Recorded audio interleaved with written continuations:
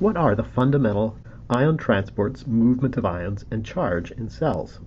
If this is a cell, the sodium-potassium pump moves 2 potassium ions in, 3 sodium ions out, and uses ATP to do so.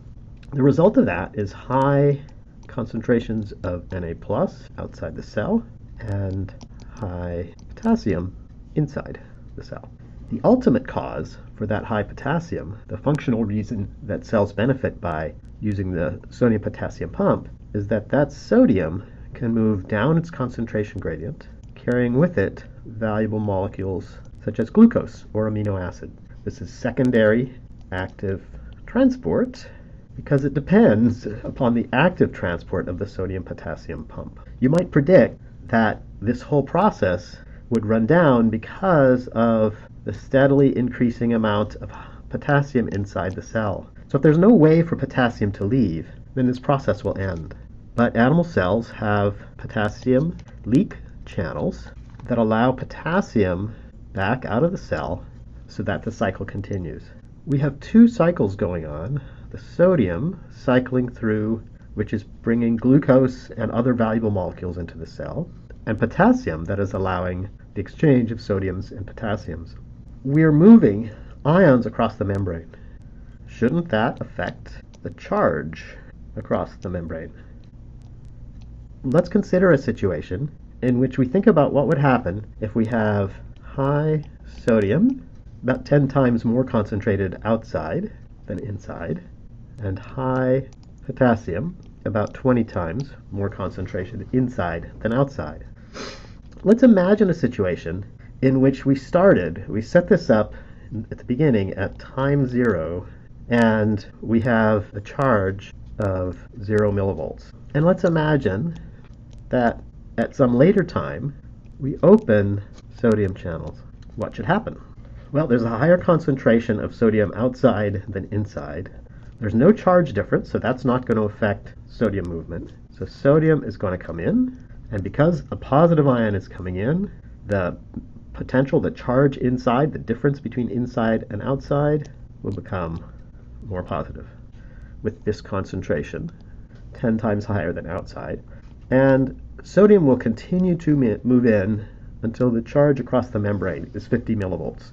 We always talk about the inside relative to outside, so plus 50 inside. And at that point, the tendency for sodium to enter, because of the high concentration gradient, is balanced by the tendency for sodium to be pushed back out by the positive charge inside. So plus 50 is the equilibrium for sodium. What about potassium? Let's again start with 0 at time 0. We have high potassium inside the cell, and we have only potassium channels. Well, if we have high potassium inside and low potassium outside, and the charge is 0 millivolts, then what we'd expect is potassium to leave. And if we're at 0 and we keep sending more potassiums out, the outside becomes more positive. If we're moving positives out, inside becomes more negative.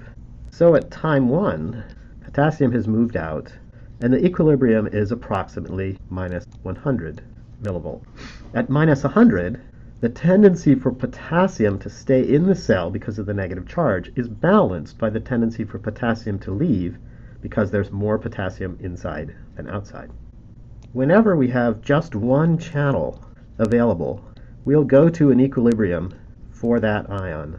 If only sodium channels are available, then potassiums can't leave to balance it, so it doesn't matter what the potassiums are. Sodiums will keep moving in until it's plus 50, and then they'll both move in and out at the same rate. If we only have channels for potassium, potassium will leave until we get to minus 100 millivolts, the equilibrium for potassium, and once we're at that equilibrium, potassium will go in and out at the same rate. So let's think about what happens in a real cell. In a real cell, we have sodium coming in with glucose, amino acids, and other molecules. So this should make the membrane more positive. We have potassium leaving, and that should make the outside more positive. But that's the same as saying that the inside is less positive, which is the same as saying more negative. Because potassium leaves fairly freely and the rate of movement of sodium in is a little bit lower, we don't wind up at the equilibrium for potassium because sodium keeps coming in and making it more positive. We don't wind up with the equilibrium for sodium, which would be plus 50, because potassium keeps leaving, making the inside more negative. We don't wind up with the equilibrium for potassium, which would be minus 100 millivolts, because sodium keeps coming in, making the inside a little more positive. So the actual potential, the actual charge on a typical cell is about minus 70 millivolts. That would be a typical animal cell. Again, the ultimate cause is that this high sodium concentration gradient brings in valuable molecules. We have to allow, there have to be potassium leak channels, because if not, potassium would build up to such high levels that the sodium-potassium pump would stop, and then we'd lose the concentration gradient. So the sodium-potassium pump's only job is to maintain this concentration gradient. That concentration gradient allows cells to take up valuable molecules. If we ever stop the sodium-potassium pump, we'd lose the concentration gradient and we would lose this valuable secondary active transport. I strongly recommend to remember this, sketch these for yourself while thinking about why these events happen.